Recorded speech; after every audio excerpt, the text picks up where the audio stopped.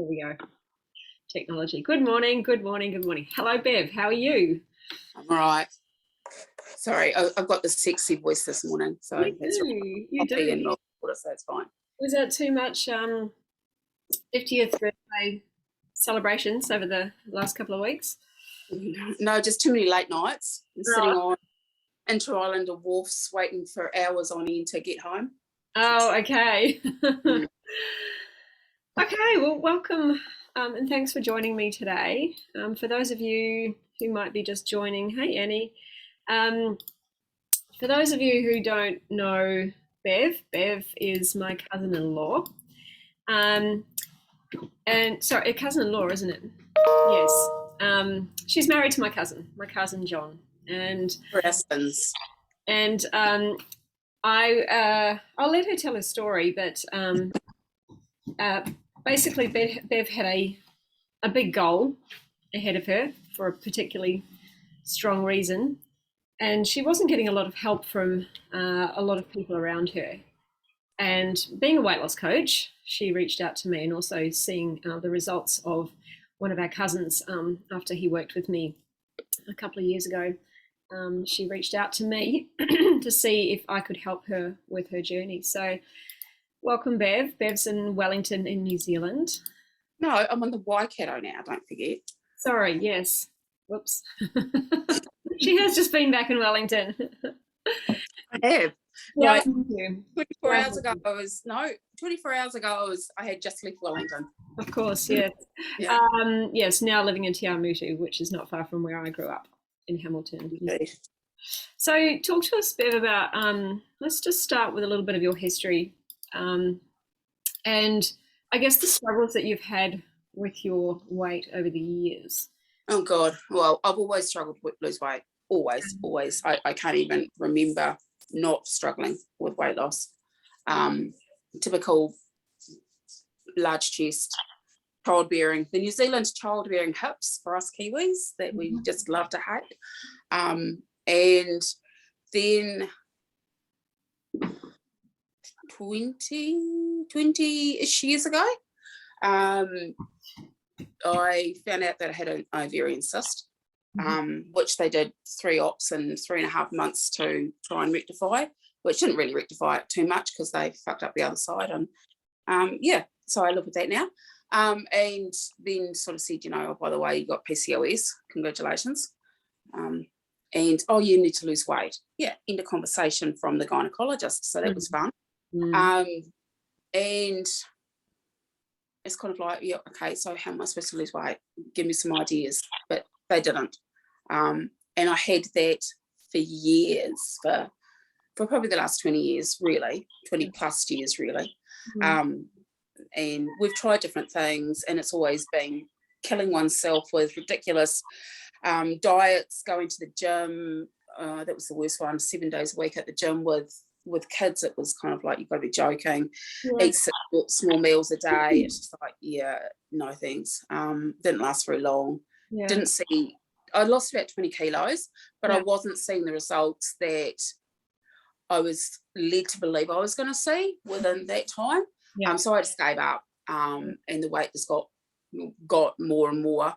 And my doctor tried to get me to lose weight again, but that it just nothing ever took, because no one ever looked at the medical conditions. And I know that with PCOS it's difficult to lose weight, and the only reason I knew that was I was watching something on TV, and that's when I found out about it. It's like, why the hell are my doctors and my gynecologists not telling me this? It was hopeless. And at that stage I'm raising 2 kids, working a full-time job, running a house. It was hopeless. Then I found out that I had an underactive thyroid, so that started getting medicated for, so that was even more fun. But yeah, the weight just kept going on and on and on. And then we found out we were moving about September 2020.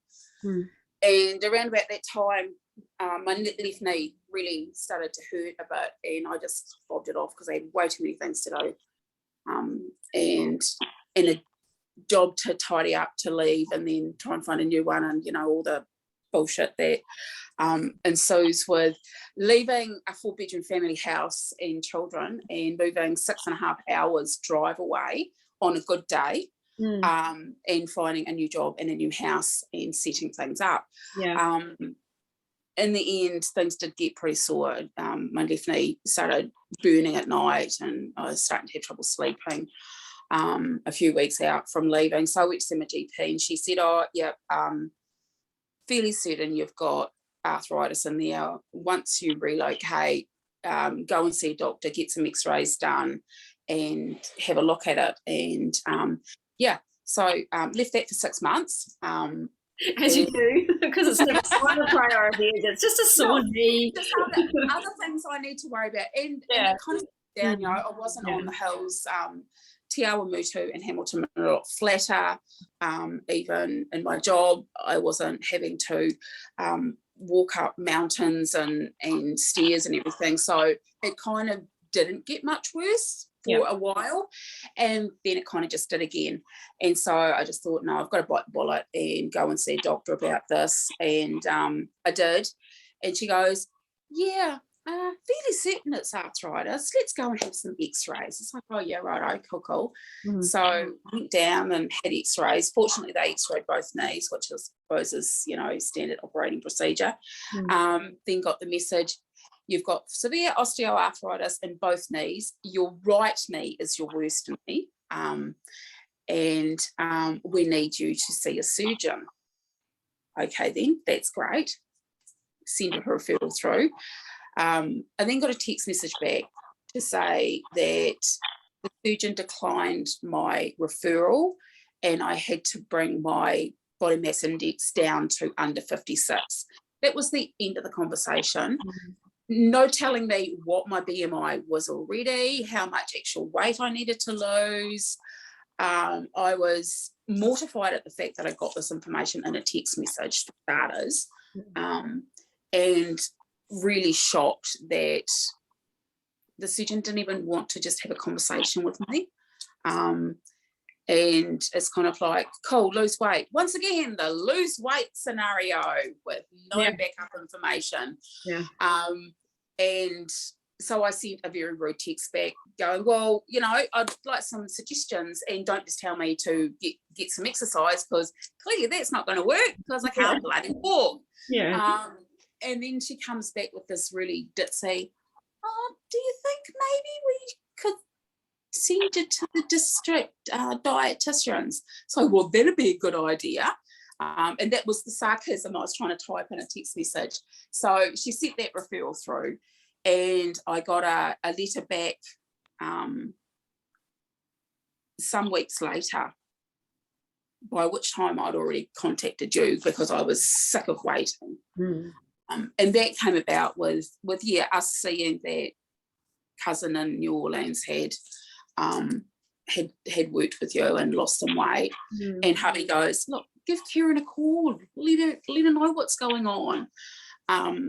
And I did. Oh no, I drove you nuts. Are you sure with the thyroid and the PCOS? Are you sure? Are you sure? Are you sure? Are you sure? Yes, I can give you some resources regarding this. I know about it. Yes.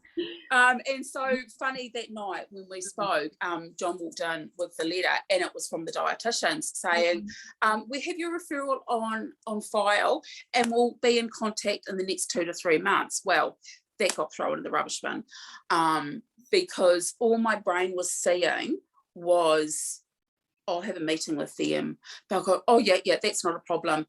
Type a couple of things on the computer, go, here's some paperwork, follow this, and we'll see you in 6 months. And it's like, well, no.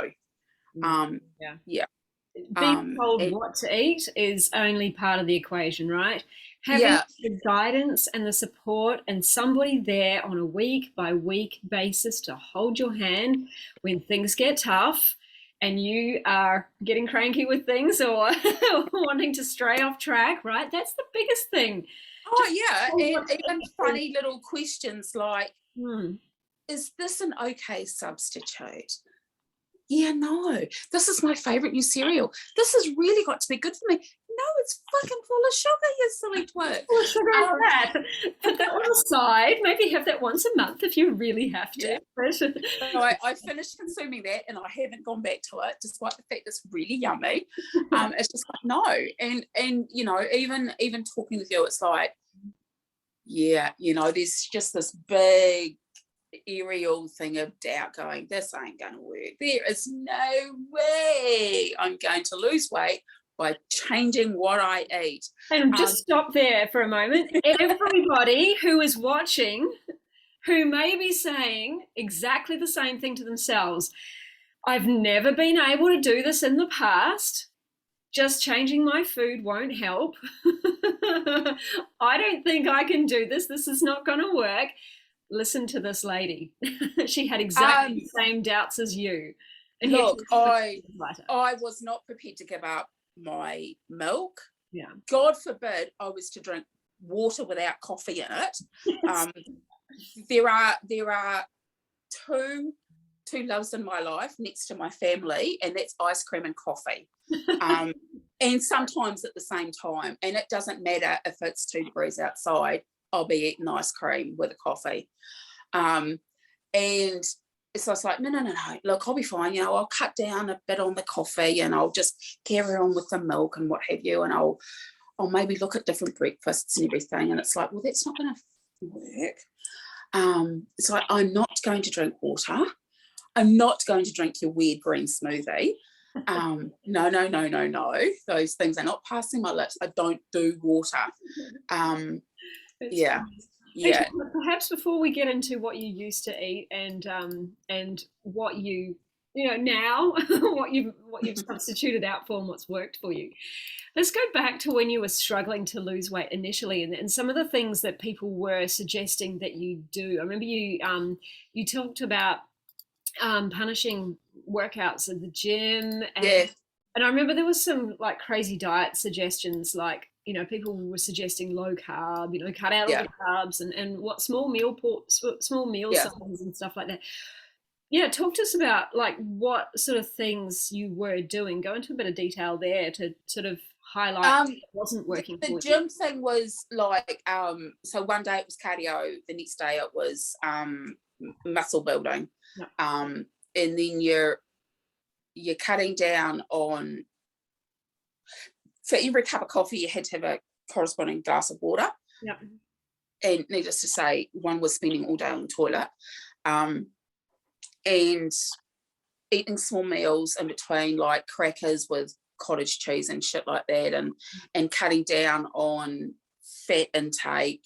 I mean, it's so long ago, I can't remember now. But it was really punishing, very, very strict food, and it was really boring, tasteless. Yep.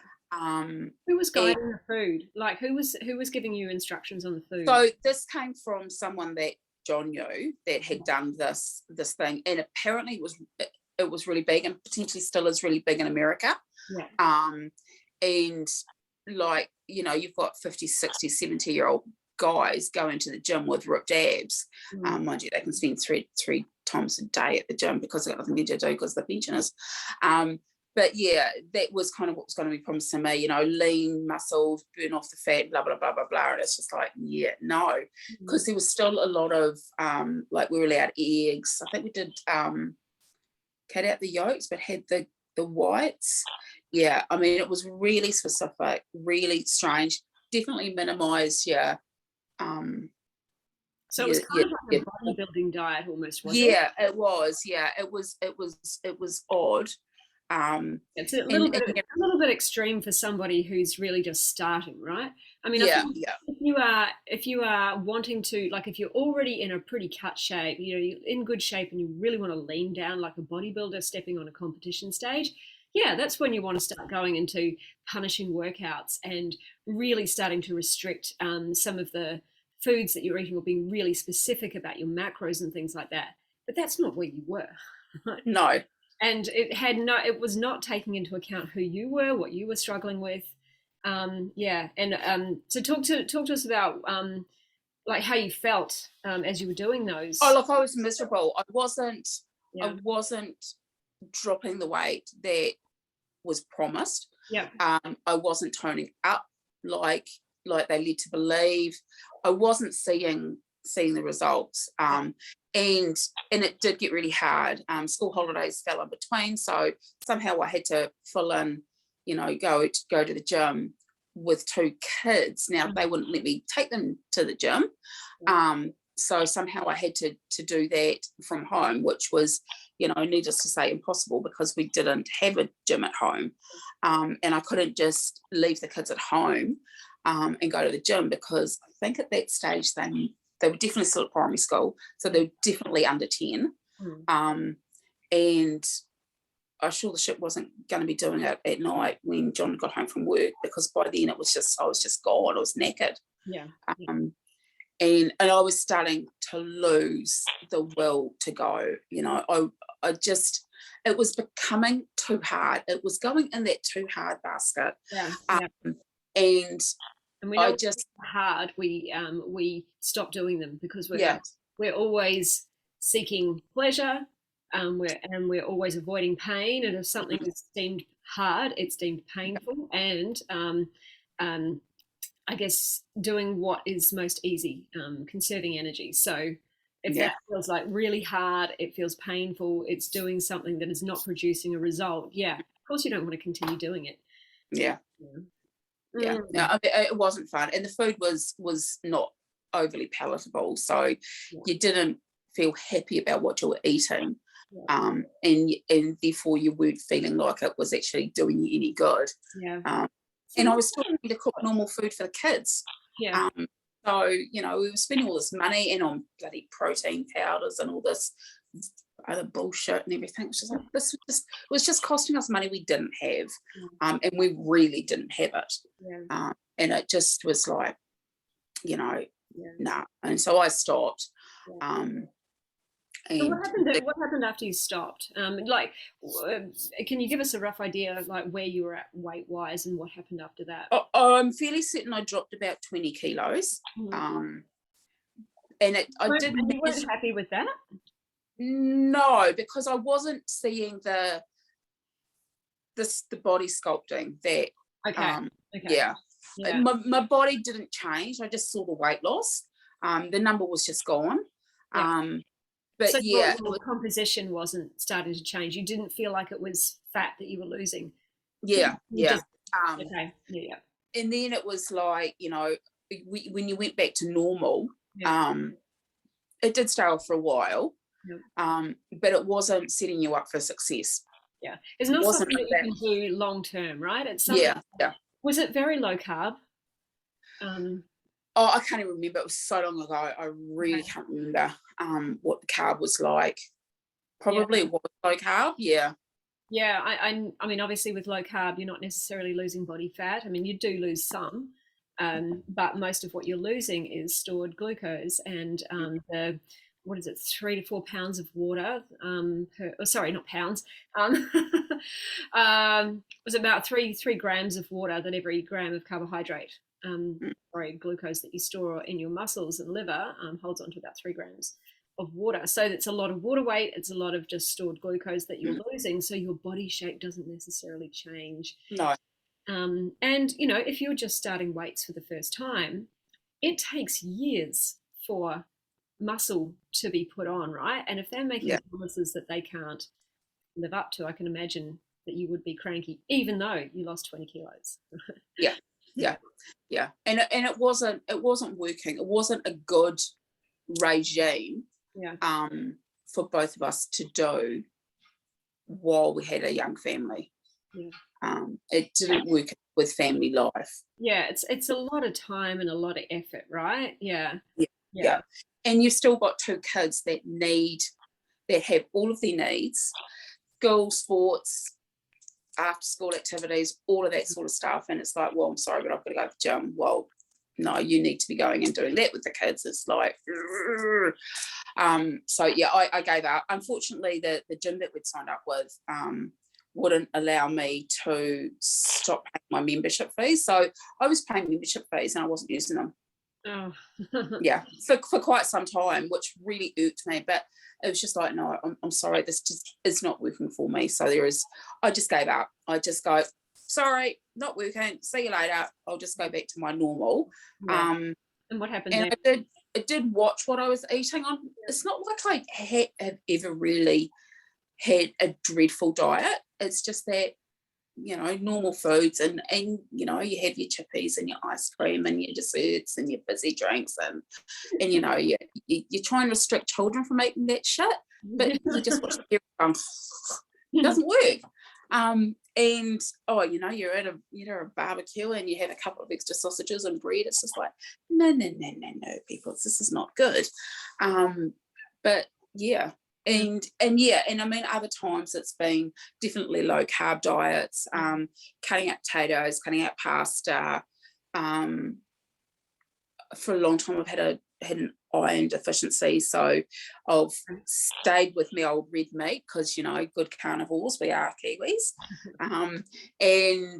But I love fish and I love chicken. Can't occasionally throw in a vegetarian meal, but not often when you're raising, 2 meat eaters and you're married to a meat eater.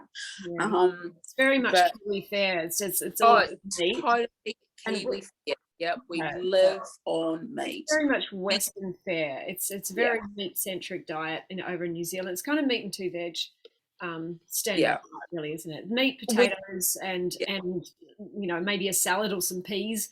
That's all we grew up with. If Dad was cooking, it was peas. If Mum was cooking, it was a salad. Yeah. Oh yeah, and that's what you got to. And if you took cooking classes like most Kiwi girls did at intermediate or at college, you learn how to do a few different things. Yeah. But that was the only way to zhuzh up a meal. Yeah. And it was fun because then you teach your kids how to do it, which is probably why our kids are eating more variety than what we ever did, and adapt to dietary constraints if they come up for them. So yeah, it just did that, and it's just like and I did overeat. I know I overate. Gaviscon was my best friend some nights. Yeah, the only way to get, and I didn't think I would overeat, but I never had that feeling of feeling full until you've got the heartburn and you've got the indigestion and horrible things, because once again a Kiwi thing is you must clean your plates. Just think about all of those starving children in Africa. I I think that's the generation we grew up in too, right? I speak to people all over the world who's roughly our age, and we've all got the same story. We had Live Aid and what's it happening around that time, 40-hour famine and stuff like that. So it was very topical. Absolutely. And 40-hour famines are so great, but what are you allowed during 40-hour famines? That's right, candies. Yes, it was fun times getting together with my girlfriends. We'd do PJ parties and lots of lollies. Yeah, exactly. Lots of lollies. Yeah, okay. yeah. What you were eating. Talk to us about what you were eating sort of on a regular daily basis before we started working together. What were some of the your lunch, your dinner? You mentioned. I'm glad you're sitting down for this one. How many coffees a day were you having? How many glasses of water? Look, I had I have a colleague who's an Australian who lives on water.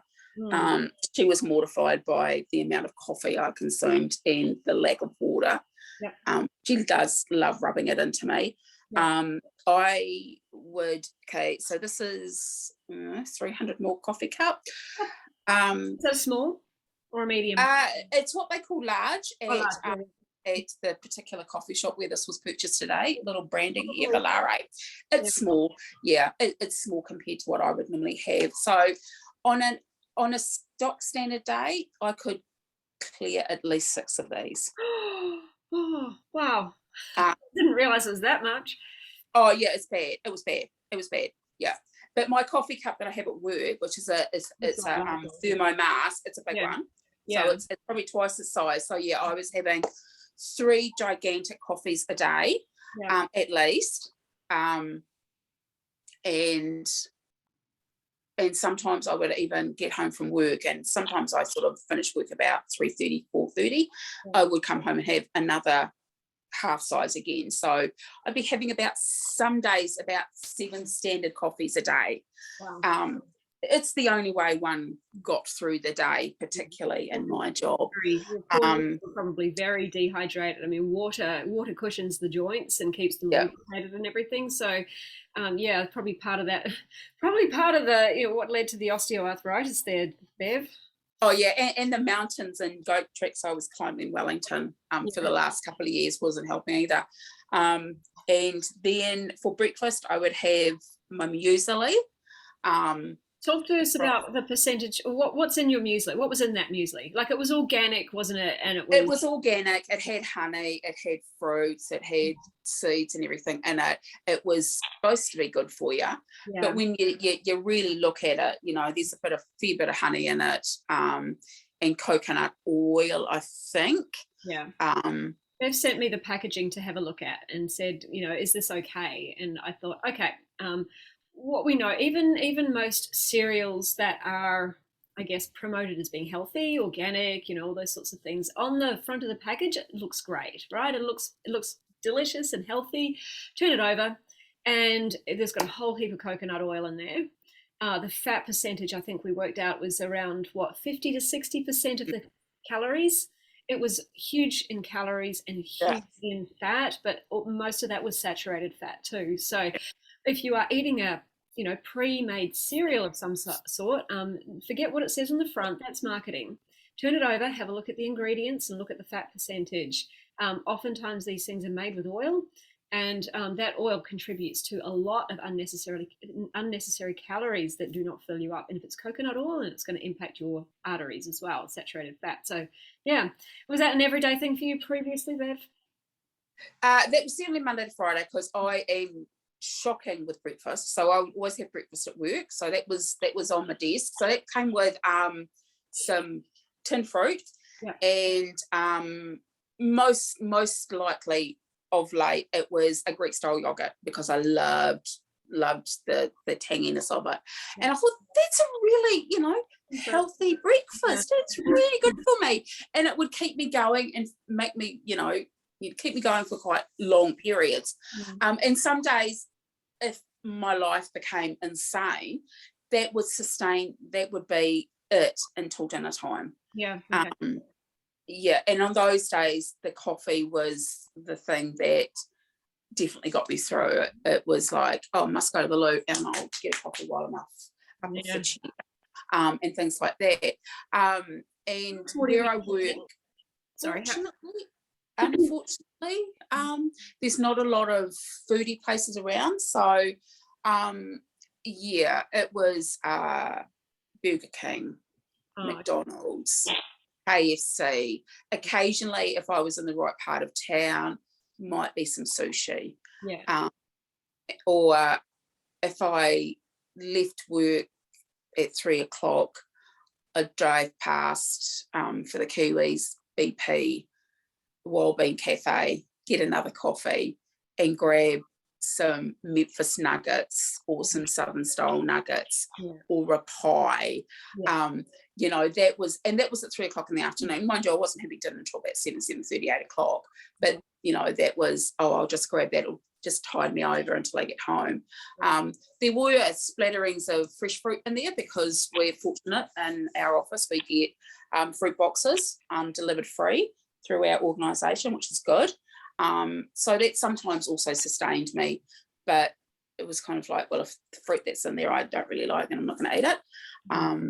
But it wasn't always the healthiest, and I'm not eating all of that like every day, because one cannot survive on McDonald's cheeseburgers, because they're bloody revolting. Really. they're just revolting, and you don't feel satisfied with them. There's no fibre, like absolutely no fibre, no vitamins, no. Nothing there. They're just something easy to eat while you're driving. Empty to kind of tide one over until one can have a decent meal cooked by the husband when you go home from work. And tell us what John was cooking. John, I hope you're watching. No, he's not. He's actually in the lounge. He wasn't cooking. Look, he was actually he's had 17 and a half years of being on the road every other week. Yeah. And yeah, since we've been up in the Waikato, he has been cooking quite a lot more. And I think it's just because he actually really enjoys it. And he doesn't have much creativity, but he has got creative over the last 15 months, and changed the way that he's cooked. But it would be like a pork chop and some potatoes and some peas and carrots. Yeah. Lettuce. Yeah. Good old Kiwi. Steak and eggs and chips and things like that. Yeah. A toast steak and egg and chips, because you know a Kiwi man cannot live without a steak, eggs and chips, and stuff like that. But yeah, it got in, it's good old sausages. For the better part, we do eat a lot of home kill up here. And we have been for the last few years, so it is slightly better meat, but even that, it's like I'm not eating the huge portions I was. Yeah, so you prior to that, you were prior to us working together. Yeah. Just so everybody knows, Bev's not gone completely whole food plant-based, and I didn't expect her to either, because she came to me not because she wanted to become plant-based, but because she's my cousin and she trusted me to help her. But pretty much, the proportions of what you have eating now has shifted significantly, isn't it? Like you were eating like big portions of meat and not many veggies, right? Oh yeah, stock standard meal size plate, at least 2/3 of that plate would have meat on it. Yeah. Which is quite standard in New Zealand, very, very standard in New Zealand. Definitely lots of salad. My salad has always taken up a lot, because, salads are not lettuce, carrot, cheese, tomato, and salad dressing. That is boring. That is what my father-in-law has, minus the cheese. And I just look at it and go, that's just really sad. And maybe an egg on it as well. Yeah. Sounds exactly like the salads that we grew up with at home. Yeah, exactly. They are the salads that everybody brought to every barbecue you ever went to, because no one got creative. The only time there was creativity in there was if somebody had got this new cooking book, they had this newfangled idea about salads, and then you start getting your potato salads and your pasta salads and all that sort of stuff.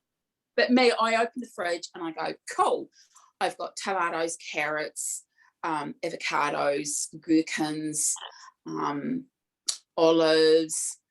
Oh, there's some strawberries in there. Oh, cool, there's also some green grapes, which I love to death. Throw those all on there. And I don't like the mayonnaise. I haven't liked mayonnaise for a long time. You grow up in New Zealand and it's the condensed milk mayonnaise. Yeah, we had that. Yeah, which just which just drowns the salad, and it just makes everything just wilt, and it's yucky. So I've definitely had vinaigrettes for a long time, and go from there, and that also adds another flavour taste to the salad as well, and not just boring old lettuce leaves. Like you get your lettuce and you slice it up, it's just like, well, that's gaggable as well. I like the rocket, I like the mixed salad and all that sort of stuff. So sometimes there's 2 lots of salad leaves in our fridge, which is fine, because I'm special, I can do that. And you just go from there. And sometimes you add in some mushrooms or whatever, you just add stuff to it, and people, oh my god, what the hell are you doing? It's like creating a salad, just making a salad up, just go away. And then they look at it and go, that's the weirdest thing I've ever seen. But you know what? It's actually tasty. And it fills you up, because you don't just have 3 ingredients and some lettuce leaves on there. So that's the shift you've made to your salads. Like, you seem like you've got your salads underway. What other sort of massive shifts did we work on to help? Well, I mean, I haven't definitely cut down the meat. So my portions of meat now, and for New Zealand women, they have said for a very, very, very long time that, you should have about a fistful of potato. Now, I have little hands, so I shouldn't have a lot of potato. But yeah, I mean, my meat portions have probably been about that size now.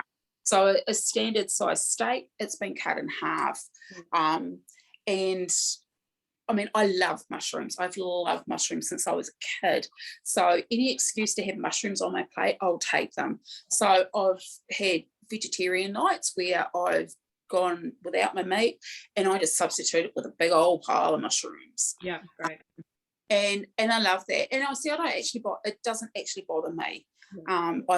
It kind of dragged my heels a little bit about having vegetarian nights, because it was like, oh, it's just change, and it's just going to be awkward, and it's going to mean that I'm just messing John up, and he's got his flow going in the kitchen.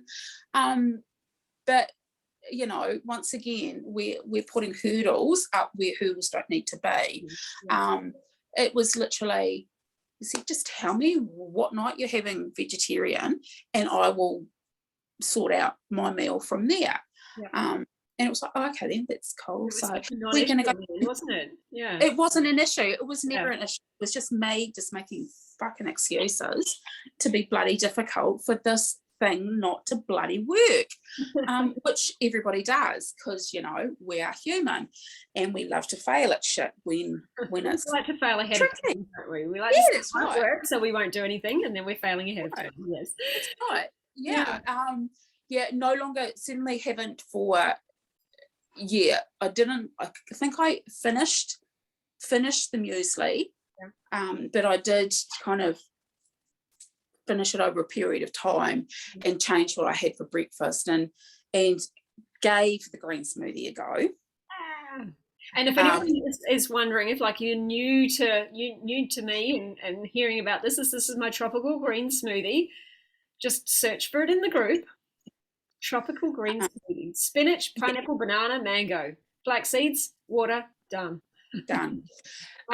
Baby. And so I grabbed the wrong spinach the first time. I just grabbed normal spinach. And I grabbed mixed fruit. And thought, oh, I've done something terribly wrong here. It looked the colour of shit, but it tasted okay. So I consumed it, freaked out everybody at work because we have a 9 o'clock meeting over video. And I thought, what the hell are you drinking? So, oh, this is, you know, I've got to give this a go.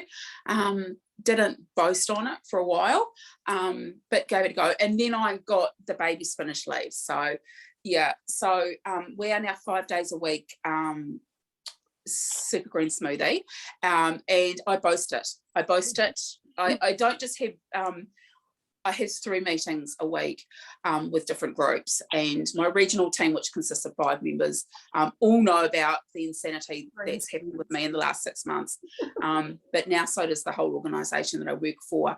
And my green smoothie is sitting on my desk, so normally in the morning I'll have my green smoothie, water and my coffee, and they just see me doing this all the way through the meeting constantly. And if someone's poorly, because, you know, COVID is a killer and is killing off the men at the moment, because they're big babies.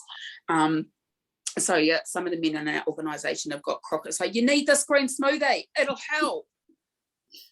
It's great. It's amazing, isn't it? It is. And you know, I've just had a few days with my parents in Nelson, and Mum was a bit sceptical. She's like, oh, really? So I just go with the flow, Mum. But she was like, that's cool, because I was losing the weight. And she's always kind of poo-pooed the weight loss thing over the years. But I made up my smoothie for breakfast one morning, and they're kind of looking at it like this is an alien creature in a container. And I said to Dad, he's like, oh, they were trying to get me to put feijoas in it. Now, I love feijoas, but they were very strong flavour, and, you know, I didn't really want to put it in my smoothie, so Dad had a try of it. I said, nice, eh? And he goes, yeah. With a very puzzled, bemused look on his face, and Mum did the same thing. That doesn't taste like I think it should taste, right? It doesn't taste like spinach. It doesn't taste like grass. Yeah. It's nice. I'm confused. It it confuses one's brain, but it does. It tastes like banana. And, you know, a couple of times I've been a bit low on the old mango and got over-ripening bananas in the cupboard towards the end of the week. So I'll throw an extra banana in there, and really it just amps up your banana. Yeah. And, you know, good old bananas, they're just, you know, man's best friend really when you're poorly anyway. So it just gives you a bit more oomph to get going through. It does make it thicker.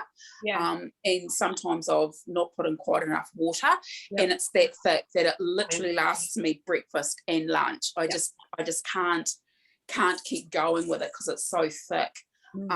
But I'll just keep chugging it down, and it lasts me through, and I simply do not need to eat lunch. But no, it's actually a massive change for you.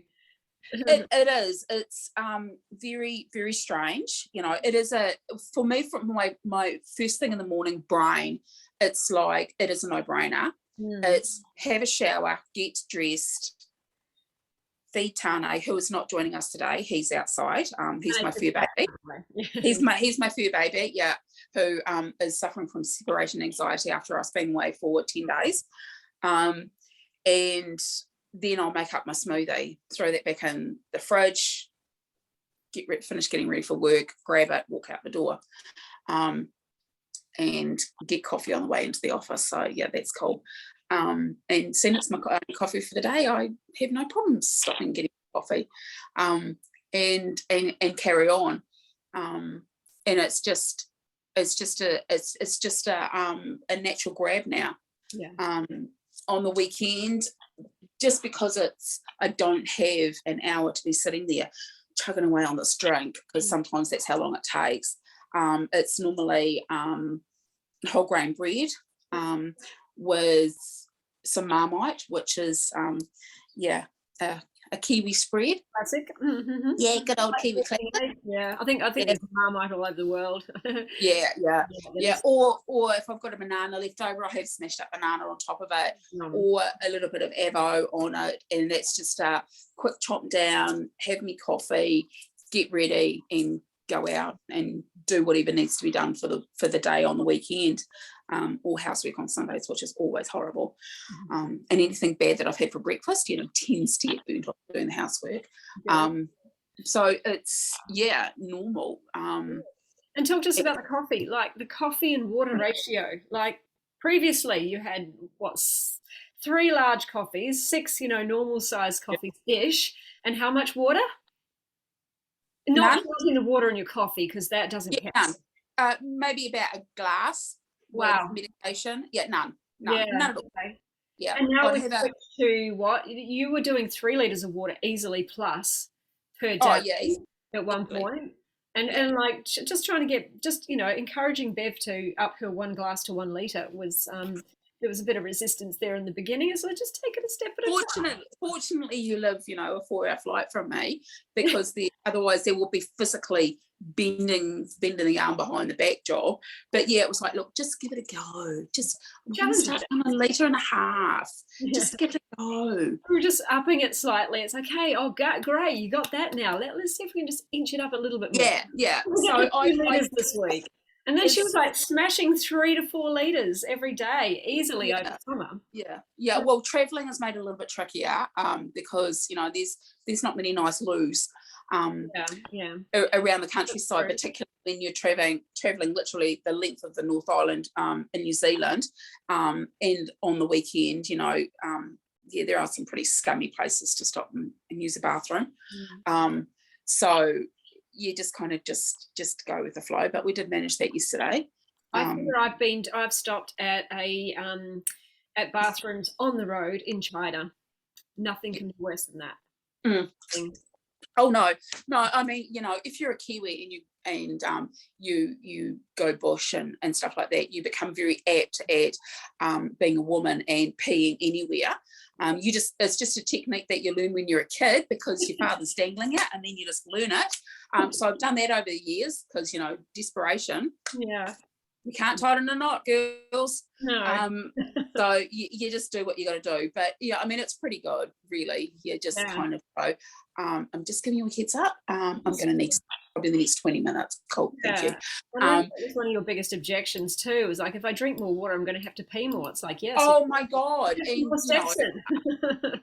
I mean, I had 2 large babies, so my pelvic floor is shit anyway. So yeah, the ability to hold on. No, you don't do that when you're tapping out at nearly 50 and you've had 2 large natural births.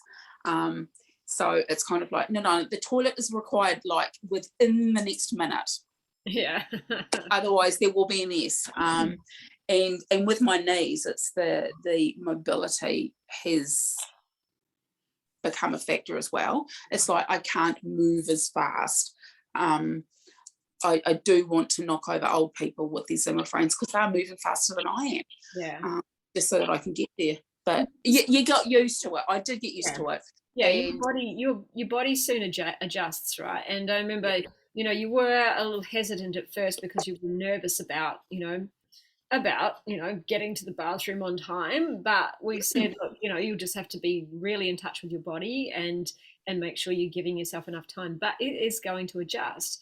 And then after a while, you were upping your own water on your own. Yeah. Like it wasn't me pushing you. Look at you, you're still going.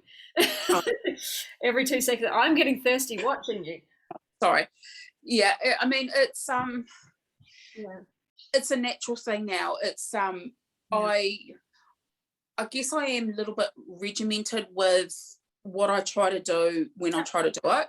So I normally have a pump bottle, but at the moment I'm sucking on a litre bottle because I just haven't got my pump bottles ready for today.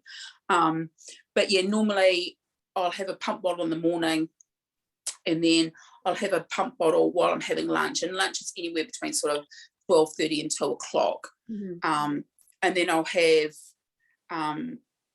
another bottle when, sort of between then and sort of dinner time-ish, and easily clear a bottle of water while I'm having dinner. And in fact, sometimes I'm even doing a bottle and a half, just depending on the gap between the second bottle being finished and the starting of the third bottle. And that's how I've done it. It's like using pump bottles are easy because they're 750 mils. So you're easily clearing 4 of those a day, job tidy, you're done.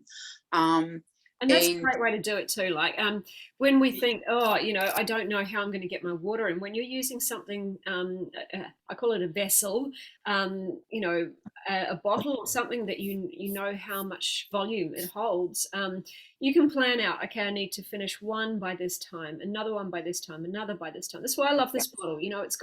It's even got markers down the side here. And 10 a.m. I'm hoping I'm up to time there. I'm not sure what the time is, but I know we started at 10, didn't we? I'm a little bit behind, but that's okay. I get behind when I'm talking. But it's got all the time markers, so I can keep up to date. And I usually like to smash out a third one as well to keep me on track. So that's what I sort of suggest for a lot of people is like plan, have your vessel and know how many of those you want to get through in a day. And have your times by when you want to have them drunk. Yeah.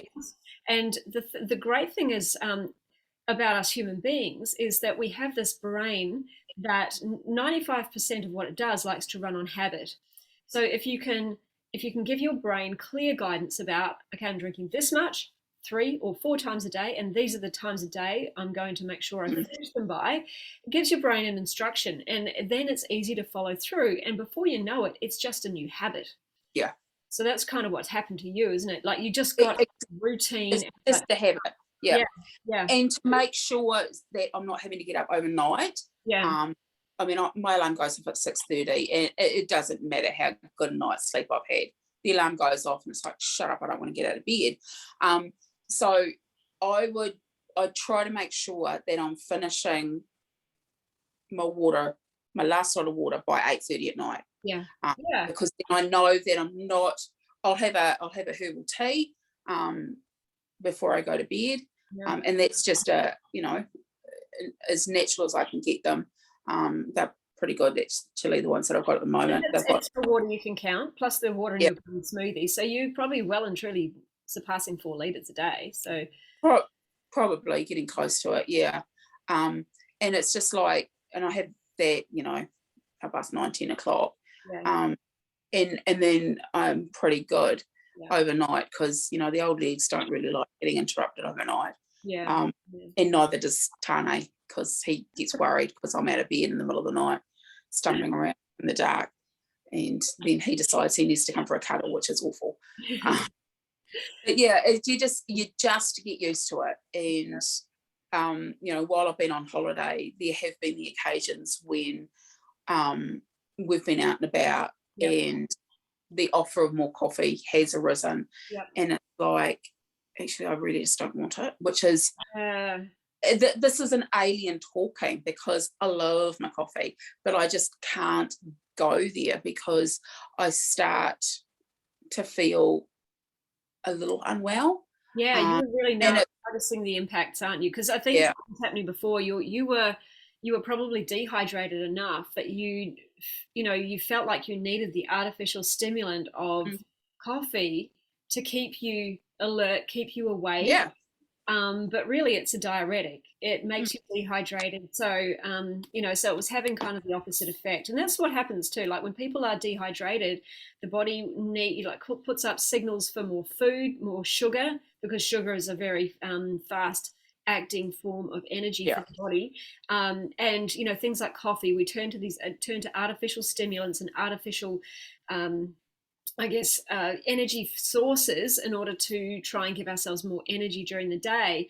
But if we just drank more water and kept ourselves hydrated and ate, lots of greens, which give you lots of energy, lots of vitamins and minerals and all the stuff that our body needs for energy, you can get yourself a beautiful natural state of energy. And then what happens is your body starts to not desire the artificial ones, because you actually start to realize how you feel when you have them. And that's not to say you can't have any sugar, you can't have any coffee. I mean, I've had my coffee this morning, right? But I know that I can only, if I have a second one, it's a small one, and that's once in a while. I just know that I cannot have any more than that myself personally.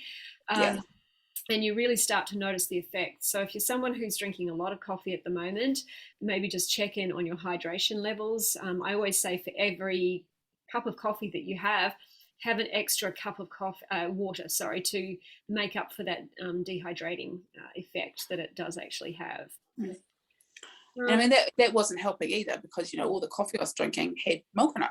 True, yeah. So that was the other thing you decided to give up, wasn't it? Dairy. Really reluctantly, because, at that time, everybody knows about soy milk and almond milk. Well, I'd try both of those because my colleague drinks them, and they made me want to chuck because they tasted disgusting. And that was in coffee, and you couldn't disguise the taste. And then it was like, well, what else is there? And so I now have oat milk, and I thought I'd just give it a go. I tried it just on its own, and it actually, for me, it gives you the warm fuzzies, and it installed an old memory of homemade oat porridge that our grannies would have made for us when we were kids, before you put on the brown sugar and the cream. And that's what it tastes like. But then you add that in with coffee, and the coffee overrides the flavour, so you're not actually tasting it. And Te Awamutu is a really, really small little town, but we've got a number of coffee shops out here, and also in Hamilton City, that actually do oat milk flat whites. So there's actually a barista style oat milk, which is great. Just not everybody does them, but it's great. It does taste a little bit different, which is probably why I'm not coping. My system's not coping too much with too many of them. But it's like, that's okay. On our drive yesterday, we had breakfast with our eldest kids, and I had a coffee then. And then we stopped for lunch at 2:30, I think it was. John got a coffee, and I didn't want one. because I knew because of where we stopped, they don't do oat milk. I had oat milk in the back of the car, but I just didn't want another one, because I knew damn well that I would be needing to stop. And I was still having to chug through my water, which, you know, does kind of get a little bit harder as you're driving. So it's like, no, actually, I'm actually okay. And it was sitting there. I could have grabbed it and I could have taken a gobful, because he has coffee exactly the same as I do, except it just has normal milk in it. And for my system now, my system can't cope with that. It kind of starts screaming, going, what the hell are you doing? Your body now recognizes the poison, right? So now that your body is kind of on the mend with the changes in diet and, you know, hydration and extra vegetables and things like that you are delivering to your body, it now recognizes. And I want to say this, I reckon if you were to give up all meat, you would experience the same thing going back to meat. A lot of people do. So once you stop feeding the gut bacteria that consume that food, they become suppressed. I don't think they ever die, because they don't ever die. I think they just get really suppressed and they become like very sick almost. But as soon as you start feeding them again, like if you were to, when your stomach is getting upset when you have dairy again, it's because that gut bacteria, they're not awake, they're not alert, they're not being fed, so they can't cope, and the other bacteria don't want it. It's like, oh, get rid of that.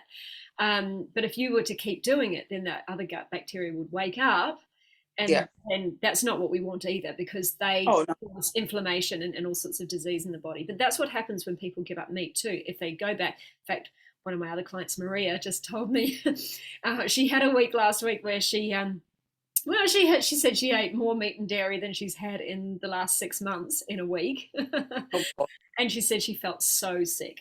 So sick, bad digestion, and brain fog, and just felt terrible. So I was like, it's a good experiment, isn't it? So it is. Not that I'm suggesting to do that. Admittedly, in the last 6 months, you know, I have still been eating pizza. It's a vegetarian pizza with a thin crust, with a little bit of cheese on it, and my system copes with that. It's not every other night. It's not sometimes it can be like every other Friday. But we also add extra vegetables onto it, so you don't, and I don't feel the cheese in it.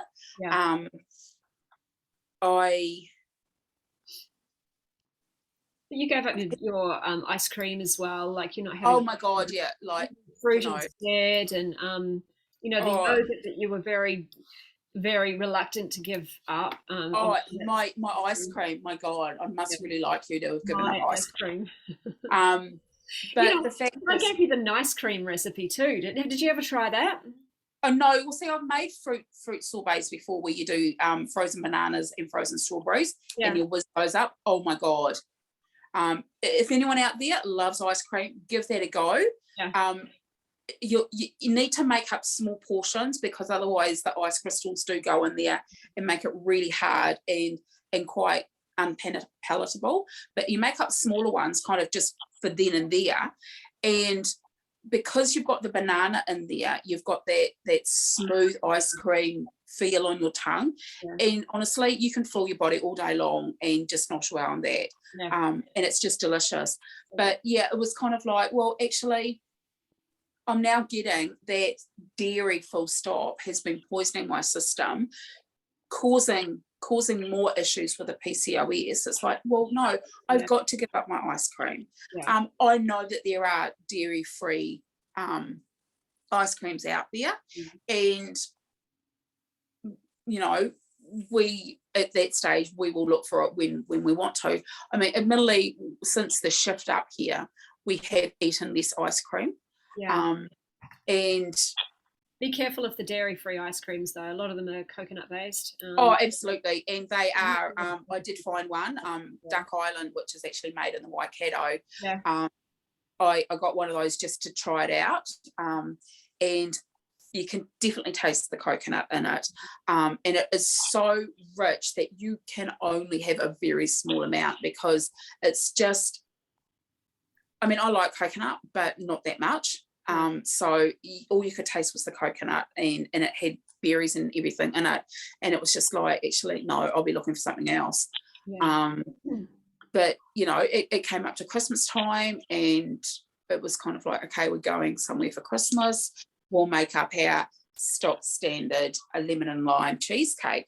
Yeah, it has all the bad shit in it, mate. It has butter in the biscuit crust, it has cream cheese, it has cream in it and everything, and it is the most delicious cheesecake you're ever going to find, but it's full of dairy. And I had a little bit of it, and I mean a little bit, and I did fine, did just not a problem. The two eldest were here just before New Year's, and my son's fiance wanted cheesecake for supper that night, and so she went down to the supermarket and grabbed one from the freezer. It was a chocolate one. I had a small bit. Yep, I spent the rest of the night on the toilet. Yeah. It was almost instant.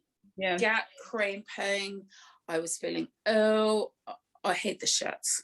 Yeah. It was horrible. So it's going to be good. It was like, no, my body's just like, no, what the hell are you doing? You were fine with the lemon and lime cheesecake. Yeah. But of course, because this one was store bought and it's got all sorts of other preservative bullshit in it, and it was just going, no, and it was very rich. Yeah. And it was like, I just felt really ill. And that's the difference too. Like, even if you're not, going fully whole food plant based, the more you can cook at home, and the less you are buying pre-made whatever from the store, the less preservatives and chemicals and all that sort of stuff you're going to be putting in your body. That, I think, is probably the main difference. Yeah, it really, really is. I mean, I do buy my lunch most days at work, but I go to a kebab shop and I just have the salad. Yeah. And I don't have any of their dressings. Yeah. Sometimes I have a little bit of their hummus because that's quite natural, but they make that all on site. But my stock standard is I go sushi. Yeah. Because I love sushi, and there's the vegetarian options there. And it's all freshly made. I love the sushi parcels that are made in the rice. Yeah. Wraps, they're just beautiful, and all that, they're just filled with vegetables. Yeah, they're it's such an easy option when you're out. Yeah, exactly. Yeah, I mean, I'm too disorganized, and I just really can't be bothered to think about it in the morning or at night to be making my lunch for the next day, because 9 times out of 10 I don't actually want to think about food for the next day. My brain doesn't pre-plan, so it's kind of like, no, I'll just grab something when I'm ready for it. Yeah. And there have been the days that you've made up food and you've left it at home, so it's a bit shit, really. And sometimes, you cook up too much whatever, and you just take that for lunch the next day. Yeah, and that's the other thing. You're not cleaning your plate anymore. Like, you're literally listening to your body, listening to how it feels, listening to you're satiating your hunger when you feel it rather than ignoring it. And you're also just now stopping it enough. You're not having to clean your plate just because there might be someone starving on the other side of the world. I mean, how's that going to help them, right? Yeah, it's clearly not. And I mean, the one good thing too is, like, if we have a pasta dish, I just have it in a small bowl. Yeah. And it's not just pasta and a meat product with a couple of vegetables and a big amount of cheese. A lot of it's full of veggies. It has a tiddly amount of cheese, which I'm coping with. And I mean, I'm talking tiddly, maybe a dessert spoonful of cheese, if you really packed it in there, and it's probably not even that. And, I look at it and go, actually, I'm really not feeling great tonight. I'm not really feeling that hungry. So I'll pick at it and then I'll just leave the rest of it. And some nights when I'm at home alone, so I've got to cook for myself, and with my knees, the standing and doing food prep is pretty tough. You've got to make it easy. So I just get one of my big pasta bowls, and I just, once again, open the fridge and just start tracking salad together. And sometimes, I mean, that is a huge plate of salad. I don't have potatoes with it a lot of the time, because it's honestly, there's so much salad food in there with vegetables. I don't need the potatoes. I don't feel hungry afterwards. I'm not going, what am I going to snack on? Yeah. There's no going hungry here. No, there is no going hungry. And, I had a workplace injury several years ago. And as part of that, I was put onto a tricyclic antidepressant because I was a bit loopy because I was still working in a horrible place. But I also suffered from terrible migraines, and I'm still on it. And also, one of the side effects of this medication is it actually told me when I was full. So I was starting to eat less, which was great. And it certainly makes the difference now, which is terrific for me. So yeah. Yeah, beautiful. So I think kind of in summary, the major things that you've really shifted in order to lose this weight was, one, you're not focusing on exercise so much because you can't, right? So you're not focusing on smashing your body in the gym, which is only going to exacerbate hunger and get you to eat. What we've really done is focusing on the major things that are going to create change in your body, which is shifting the proportion of those red light foods that you were eating and the green light foods, right? Yeah. Before it was like red, green, probably red to green, like green to red. Yeah. So folks, if you've watched anything I've done on weight loss, I've said, you don't have to be perfect if you don't want to give up meat and dairy. Or if you want to make the transition and make it slowly, but still want to see some results, it's really about shifting that proportion of the green light, the orange light, and the red light foods. So if you're eating a lot of red light foods, they're very calorie dense, plus they're going to, create inflammation in your body. So reducing those right back, and then really expanding on your green light foods. They're nutritious. They're going to deliver your body a whole heap of good nutrition. And when your body is being fed good nutrition, then it's able to go through all of the chemical changes in your body in order to lose weight. The other big shift was water. You're no longer so dehydrated with coffee, and you are now completely hydrated with water. Again, for weight loss, if you are dehydrated, your body cannot drop body fat. Okay. And it's body fat that we want to lose, not just weight. You decided to give up dairy, but like you say, there's still little bits in there, but the majority of the dairy is high fat. It's inflammatory to the body, so it will be having an issue on thyroid and PCOS as well as weight.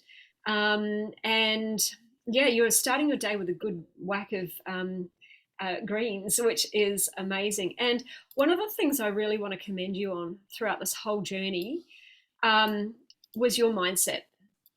And the fact that you were so driven. You were driven by the need to get in front of the surgeon for your knees. Like, you had a big, strong why. And you were not afraid every week of getting on that scale, and every few weeks doing the measurements in order to see where you were at. And what I find is, when the data is recorded, people tend to achieve their results. When you're hiding from the data because you're not writing down your numbers, because you don't want to see the impacts of what you've been doing. It's kind of like, you don't want to see, I know I haven't been doing what I said I was going to do, therefore I don't want to see the impacts. That's when you don't have the chance to work on what's going on for you. You every week updated your tracker, and whether it went up or whether it went down, you faced up and you had a brave face on. There were more tears of happiness than there were crankiness, which was great. And even if it did go up, it wasn't happiness. It was astonishment that this craziness that I had linked into was actually working. Because every other diet was like, must exercise. It's like, I couldn't, I didn't, I'm not. I mean, I'm walking, Yeah. But I'm not, you know, if I want to burn it out, I go to the mall with my mask on, and because it's hot and stifling, I'm literally dripping with sweat, and I, you know, do the vacuuming in my little 130 square meter house interior on a Sunday, and am I sweating that out? Yeah, I absolutely am.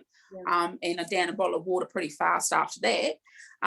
But, you know, I'm not doing the insanity that every other diet came with. And even my mum's like, how can you just make these food changes and lose weight? I pretty much eat what you eat. It's like, yeah, actually, no, you don't, Mum. Yeah, Because calorie density, you know, and delivering your body high quality nutrition and hydration is what shifts the result. Yeah. But And I was thrilled. Honestly, I was thrilled with any weight loss any week. Yeah. Even when it went up, even there were days that, like, there was, you know, times when it went up a couple of times, kilos, right? But you just literally, you put down the number, you didn't shy away from it, and you said, okay, well, this is what I did last week. This is probably what impacted. Okay, well, I know not to do that. You just looked at it as data. That plus that equals that. Yeah. Instead of saying, oh my God, this isn't working, I'm failing, I want to quit. Yeah. Right? Oh, fortunately, the 1 week, 3 nights in a row, and then, or if I have a whole pizza to myself or something like that, that equals the scale, it goes up. Oh, okay, there you go. Data.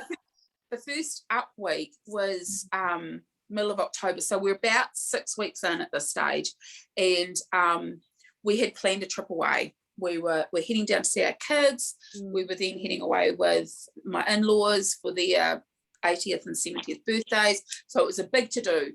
And the day before we were going to be leaving, we got put into lockdown again. That's right. So we couldn't go anywhere. And I sulked for a week on my couch.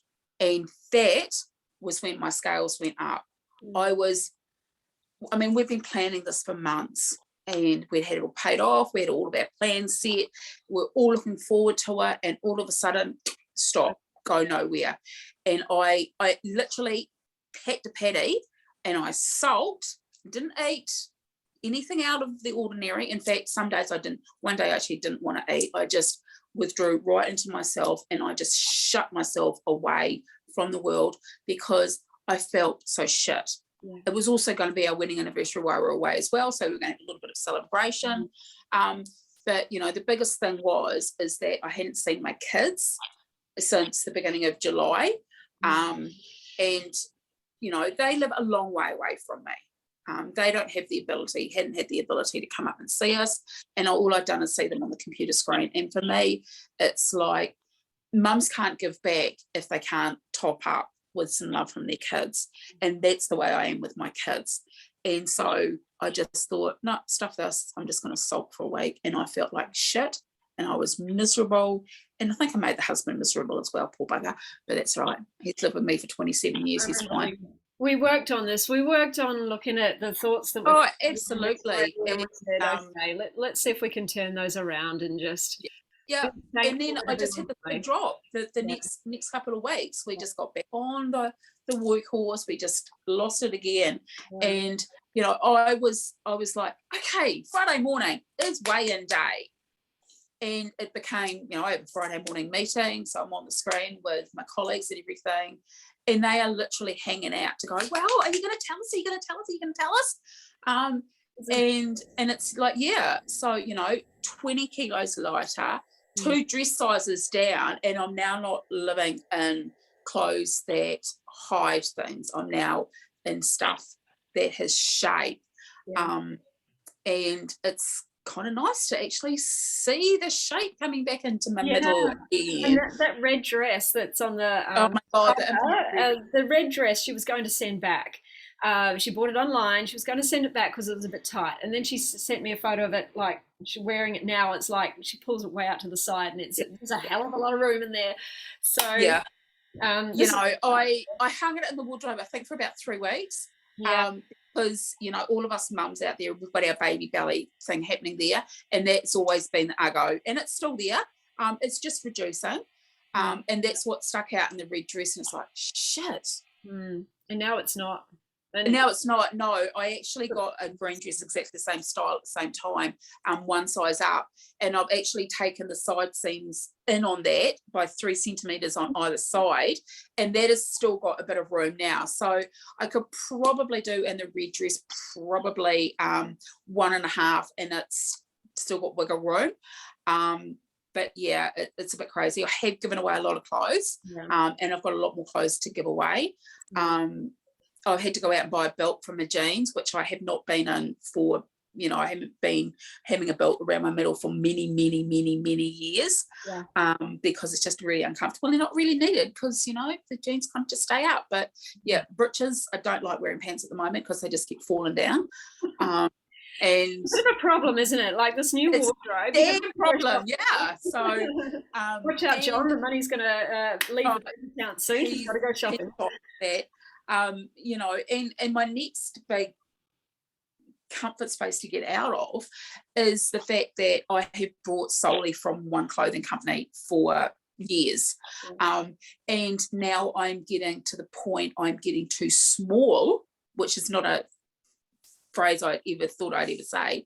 I'm getting too small to be able to fit into their clothes because they are a plus size clothing company. And so now I'm in their 16s, which is pretty exciting, which is probably around about a size 18 in stock standard fair. So once I get down too small for their size 14s, I'm going to have to stop shopping with them and go for that big step outside the comfort zone and go into mainstream clothing stores and start trying on their stuff. And it is a little daunting. It's exciting. It is, but it's a little bit daunting because the other reason I really like this particular company is that I love their style. It suits me. It's the style that I have. And honestly, some of the styles in some of the other clothing stores, they're just shit. Yeah. And I'm not a sewer to be able to whip up all my clothes. So I just keep taking in stuff for a little bit longer. And maybe come Christmas time, I'll just have to bite the bullet and just buy a whole new wardrobe. And just go from there. But for now we'll just keep taking in stuff. It'll be winter here shortly, so exactly. We'll be fine. But yeah, my beloved jacket that I wear just about all winter was a size 22. I can just about fit Tane in there with me, and there's still room for him to move, so I'm going to have to say lovingly goodbye to that. And fortunately the same company still got them, so I'm waiting on smaller size, and do me through the winter because I just a girl's got to have her comforts. Definitely. So well, Bev, we do need to wrap up because I'm a little bit late for my next appointment. I just sent him a message saying sorry, I'm still doing an interview, but really sorry. It's been amazing hearing your journey, and I hope that for anybody else out there who might be struggling and really not believing that they can do this too. I highly encourage you to borrow some of Bev's confidence now, right? See what Bev has done, and basically just start to believe that this can work for you too. It's not about throwing everything out. It's not about doing a complete 180. It's not about restricting yourself, depriving yourself. It's about just making small changes in the direction that you want to go. And like I say, reducing that red and significantly increasing the green portion. You do not need to go hungry. You do not need to starve yourself. You do not need to do militant exercise. I found that out many years ago myself. Just taking one step at a time. And if you need some help and support to keep you on track, to help you keep smiling, that's one of the biggest things. We get cranky on this journey. We get cranky at ourselves. By all means, where I am. Still taking weight loss clients, still taking one-on-one weight loss clients if you would like some help and support with your own weight loss goals. So please hit me up if you need some guidance and some support and a system that works. All right? It works. Yeah. Alrighty, Bev, we must wrap up. It's so good Cool. to see you again. Say hi to John and the rest of the Will family do. for me. And yeah, no doubt we'll be speaking again soon. I can't wait. You got to keep me updated too. When you've lost the next 20K, we should have another chat. Shit. Challenge on, We girl. will.